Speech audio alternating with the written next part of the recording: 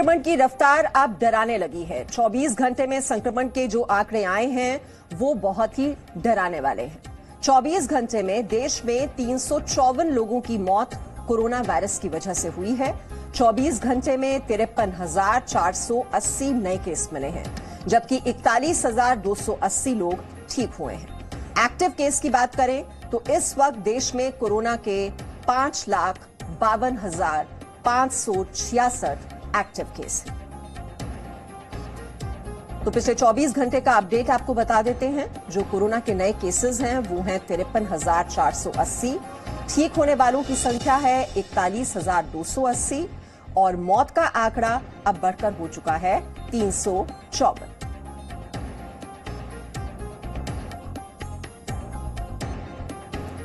और जो कुल केसेस की संख्या है वो भी आपको बता दें, 1,21,49,335 और जो ठीक हुए हैं उनका जो आंकड़ा है वो भी है 1,14,34,301 और मौत का जो आंकड़ा है वो भी आप इस वक्त देख रहे हैं अपने टेलीविजन स्क्रीन पर। किस तरह से जो कोरोना संक्रमण है वो लगातार फैलता जा रहा है और जो मौत का आंकड़ा है वो भी बढ़ता जा रहा है। और कोरोना से जुड़ी हुई 10 बड़े जो अपडेट हैं, बड़ी जानकारियां हैं वो आपको बता दें। कोरोना संक्रमण की दूसरी लहर का जो असर है पूरे देश में देखने को मिल रहा है। 20 दिन बाद लगातार कोरोना संक्रमितों की संख्या बढ़ती जा रही है। यही वजह है कि सरकार नई नई गाइडलाइंस भी जारी कर रही है और देश के कई शहरों में नाइट कर्फ्यू लगाया जा रहा है। कोरोना पर लगाम लगाने के लिए महाराष्ट्र सरकार ने कई पाबंदियों का ऐलान किया है और अब रेस्टोरेंट और थिएटर बंद करने की तैयारी हो रही है। महाराष्ट्र में लगातार कोरोना संक्रमितों की संख्या बढ़ रही है। ऐसे में नासिक में कोरोना के बढ़ते मामलों को देखते हुए नई बंदिश लगाई गई है। इसके तहत अब बाजार में खरीदारी के लिए 5 रुपए का टिकट लेने के बाद ही एंट्री मिलेगी। ये टिकट सिर्फ 1 घंटे तक चलेगा। वहीं पंजाब में टेस्टिंग कम होने से स्वास्थ्य मंत्रालय ने नाराजगी जताई है। पटियाला की जेल में 44 महिला कैदी संक्रमित हो गई हैं। और एम्स के फॉर्मर डायरेक्टर डॉक्टर मिश्रा इस वक्त हमारे साथ जुड़ गए हैं। डॉक्टर मिश्रा, लगातार हम देख रहे हैं जो मौत का आंकड़ा है वो बढ़ता जा रहा है, जो संक्रमण है वो तेजी से अपने पैर पसार रहा है और जो मौत का आंकड़ा अगर हम देखें तो 354, ये बहुत ही परेशानी बढ़ाने वाले आंकड़े नजर आ रहे हैं। बिल्कुल मीमांसा जी, मैं बिल्कुल सहमत हूं कि अभी तक जो ट्रेंड हम देख रहे थे इन्फेक्शन और डिजीज में थोड़ी सी डिस्पैरिटी थी। संक्रमण ज्यादा हो रहा था और उतना बीमारी नहीं हो रही थी, सीवियर बीमारी कोविड की नहीं हो रही थी। लेकिन अब वो सीवियर बीमारी भी होने लगी है इन आंकड़ों के हिसाब से और इसका बहुत मैं कहूँगा लोगों के हाथ में ही है अपना स्वास्थ्य और अगर लोग अपना बचाव खुद करेंगे तो दूसरों को भी बचा सकते हैं और स्वयं भी बच सकते हैं। और ये आंकड़े जरूर चिंता डालते हैं।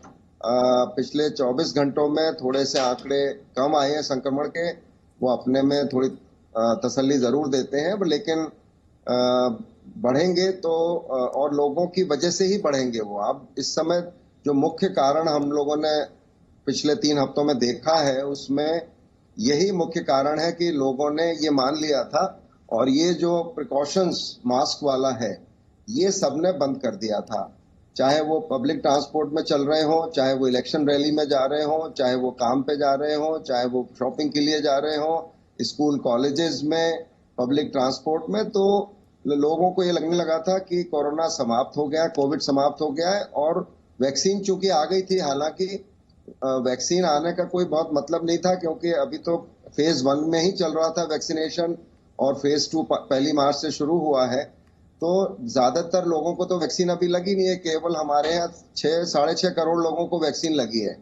तो इसमें ये समझना कि कोविड का हल निकल आया और सब खत्म हो गया, तो खाली वैक्सीन आने से कोविड नहीं समाप्त होगा, वैक्सीन लगवानी भी पड़ेगी लोगों को। और जो जहां जहां क्लस्टर्स हैं, अच्छा फिर म्यूटेशंस का भी इश्यू आ गया कि जो भारत में इस समय जो इन्फेक्शन बढ़ रहा है वो हमारे अपने वायरस के म्यूटेशन से बढ़ रहा है। ज्यादातर 44% बेंगलोर में, 20% बॉम्बे में या महाराष्ट्र में पंजाब में मिश्रा, आपने ये भी कहा जा रहा है कि कुछ नए सिम्टम्स देखे जा रहे हैं। जो पुराने लक्षण नजर आते थे कोरोना के दौरान, अब कहा जा रहा है कि जो डिहाइड्रेशन भी एक सिम्टम है, उसके अलावा कई लोगों को उल्टी हो रही है या फिर लूज मोशंस हो रहे हैं। इस तरह के ये म्यूटेंट वायरस है, इस वजह से हमें ये दूसरे लक्षण अब नजर आने लगे हैं?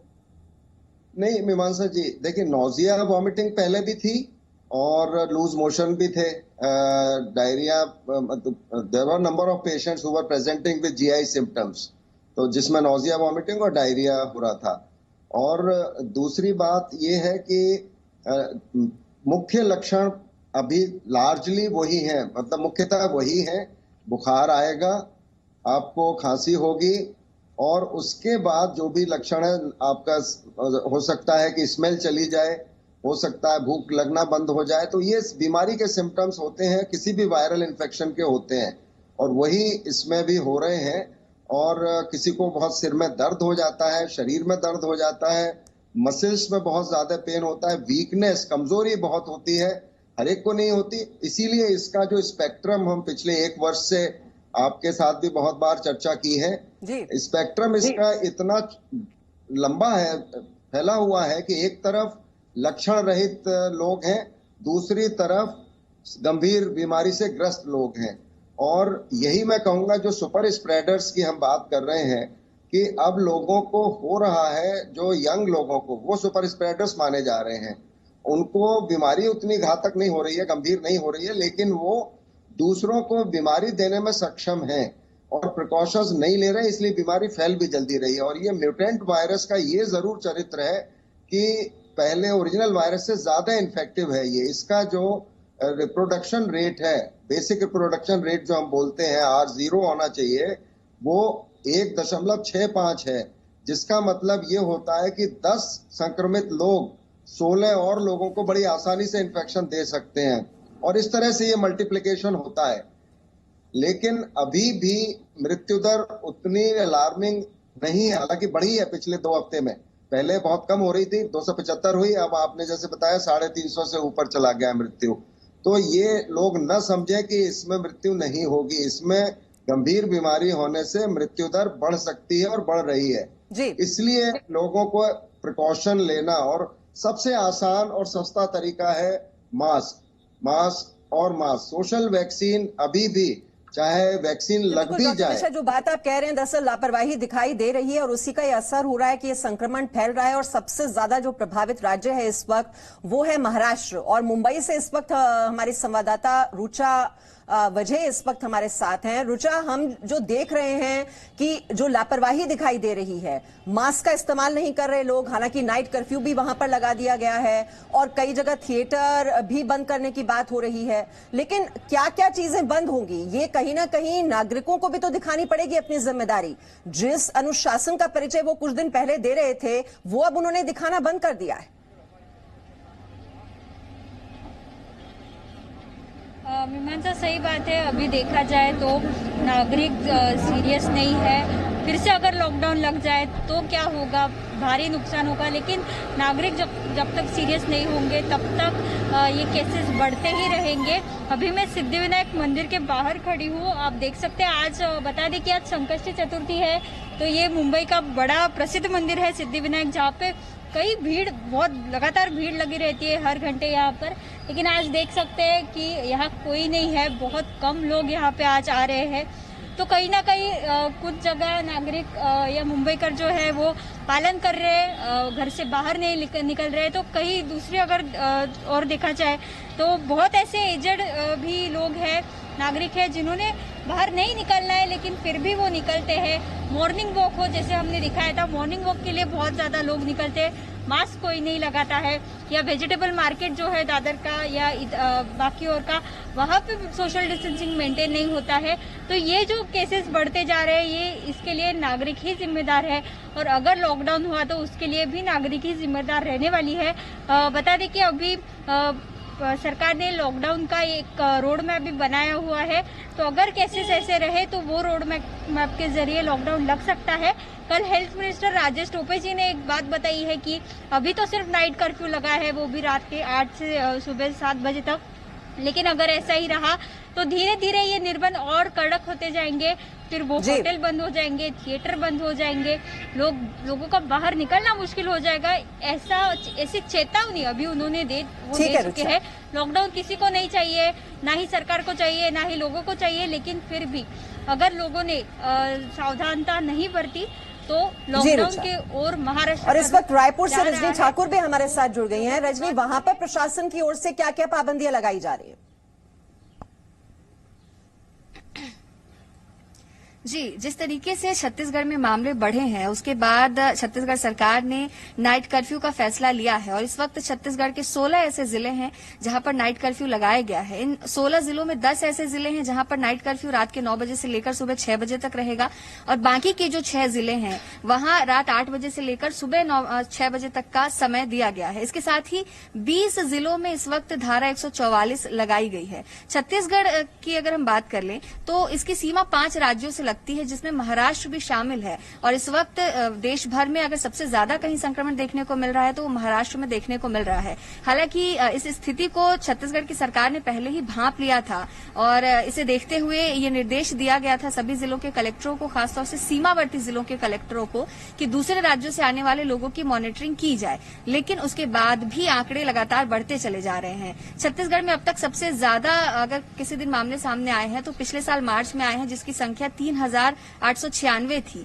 और अब हर दिन वही आंकड़ा जो है वो देखने को मिल रहा है, 3,000 के पार मामले पहुंच रहे हैं। तो ऐसे में लग रहा है कि अगर इसी तेजी से मामले बढ़ते रहे तो जो पिछला रिकॉर्ड है वो भी जल्द ही टूट जाएगा और न सिर्फ कोरोना संक्रमण बढ़ रहा है बल्कि जो कोरोना से होने वाली मौतें हैं वो भी बढ़ रही हैं। और यही परेशानी का सबब बना हुआ है कि संक्रमण भी बढ़ रहा है और मौत का आंकड़ा भी बढ़ रहा है। डॉक्टर मिश्रा, अब जो राज्य सरकार आप देख रहे हैं क्या क्या कदम उठाए जा रहे हैं, बंदिशें भी लगाई जा रही हैं और क्या करने की जरूरत है?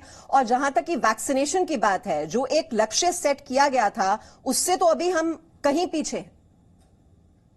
बिल्कुल मीमांसा जी, आपने बिल्कुल ठीक कहा। एक चीज मैं और बता दूं, आपने डिहाइड्रेशन की बात की थी पिछले सवाल में जी। तो अब गर्मी आ गई है। देखिए एकदम से गर्मी बढ़ गई है। दिल्ली में कल आपको पता है टेम्परेचर ऑल टाइम हाई था और होली भी इस बार सबसे गर्म रही और गर्मी आगे आने वाले समय में पड़ेगी तो डिहाइड्रेशन गर्मी में ज्यादा होता है, सर्दी में उतना नहीं होता। तो लोगों को अपना हाइड्रेशन पानी पी के ठीक करते रहना पड़ेगा। आने वाले समय में अगर बीमार होते हैं तो भी, बीमार नहीं होते तो भी अपना पानी का कंजम्पशन बढ़ा के रखें। अब जो कर सकते हैं हम लोग भी और सब लोग जो कोऑपरेट करें अगर लोग, तो अभी भी आप देखिए जितनी वैक्सीन की डोजेज राज्यों में गई हैं, पूरी वैक्सीन की डोजेज एक तो इस्तेमाल नहीं हुई अभी तक और उसके अलावा थोड़ी वेस्टेज भी हुई। जैसे प्रधानमंत्री ने भी जब चीफ मिनिस्टर्स के साथ मीटिंग की थी उसमें ये बात पर गंभीर चिंता जताई थी कि वैक्सीन का वेस्टेज ना हो। तो उसके लिए जितनी कैपेसिटी है उससे 10% ज्यादा लोगों को बुलाना उचित रहेगा। उसके अलावा अभी हमारे यहाँ 10 से 20 लाख करीब 2 मिलियन वैक्सीन एक दिन में लग रही हैं। ये पर्याप्त संख्या नहीं है, इसको एक्सपोनेंशियली बहुत तेजी से बढ़ाना होगा और इसको कम से कम 1 करोड़ रोज का एक टारगेट लेके चलना होगा। वैक्सीन की डोजेस देश में उपलब्ध है, कोई कमी नहीं है वैक्सीन की और अभी थोड़ा निर्यात पे भी थोड़ी पाबंदी लगाई है भारत सरकार ने। तो और अभी जो नई वैक्सीन आने की संभावना है अप्रैल में कैडिला की और उस स्पुतनिक, उसको भी शामिल किया जाना चाहिए वैक्सीनेशन ड्राइव में, जिससे हमारा कम से कम हम 30-40 करोड़ का जो डॉक्टर हर्षवर्धन ने कहा था कि हम जुलाई अगस्त तक 30 करोड़ लोगों को लगा देंगे, 3 करोड़ जो हमारे फ्रंटलाइन वर्कर्स और हेल्थ वर्कर्स और उसके अलावा 27 करोड़ बाकी लोग लगाएं। और दूसरा स्ट्रेटेजी वैक्सीन की ये भी बदलनी पड़ेगी कि अब ये देख के कि कितनी वैक्सीन डोजेज हैं, हम 18 वर्ष से ऊपर या 16 वर्ष से ऊपर सभी को शामिल कर लें। अब कोई डिफरेंशिएशन ना हो और क्लस्टर्स जहां जहां जिस राज्य में इन्फेक्शन ज्यादा है वहां पे वैक्सीन लोग लगवाने आगे आएंगे भी और वहां पे वैक्सीनेशन ड्राइव फुल स्विंग में चलना चाहिए और 24/7 अगर चल सकता है सेफ्टी पर्पस उससे तो वो भी कर सकते हैं। और लोगों को जैसे आपके माध्यम से जागरूकता हो रही है, सभी चैनल्स के माध्यम से, प्रिंट मीडिया से, सोशल मीडिया से, सभी लोग अपना वैक्सीन आके सामने लगवाएं। जो 250 रुपए दे सकते हैं निजी क्षेत्र से लगवा सकते हैं, बड़ी आसानी से लग जाती है और उसमें प्री रजिस्ट्रेशन की भी आवश्यकता नहीं है। लोग सीधे पहुंच जाएं और वैक्सीन लग जाएगी। प्री रजिस्ट्रेशन करा के जाते हैं तो भी लग जाएगी। 250 रुपए दे सकते हैं, निजी क्षेत्र से लगवा लें। नहीं दे सकते, सरकारी क्षेत्र टीकाकरण केंद्र से लगवा लें। तो ये, और दूसरा फिर मैं यही कहूंगा, दिखा रहा हूं इसलिए कि मैं ये 2 मास्क अपना गाड़ी में बैठता हूं प्रतिदिन, ड्राइवर के साथ दोनों मास्क मेरे मुंह पे होते हैं गाड़ी में।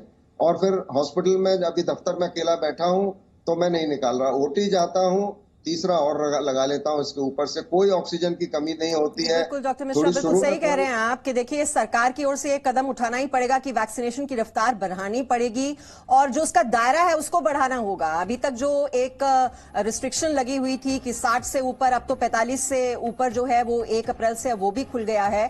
अब लोगों को भी आगे आना चाहिए, किसी तरह की ये डर और आशंका के बिना वो जल्द से जल्द जाएं अपना वैक्सीनेशन के लिए और साथ ही साथ मास्क का इस्तेमाल जरूर करते रहें, 2 गज की दूरी का पालन जरूर करें, तभी आप सेफ रहेंगे, तभी आप सुरक्षित रहेंगे। बहुत बहुत शुक्रिया डॉक्टर मिश्रा मेरे साथ जुड़ने के लिए। हमारे रिपोर्टर्स हमारे साथ जुड़े हुए थे जो जानकारी हमें दे रहे थे। मुंबई से हमारे साथ थी, रायपुर से हमारी संवाददाता, दिल्ली से जुड़े हुए थे हमारे संवाददाता। एक छोटे से ब्रेक के लिए यहाँ पर रुक रहे हैं, लौटते हैं जल्द कुछ और खबरें। Presenting B News app available on Google Play and App Store. Download it now.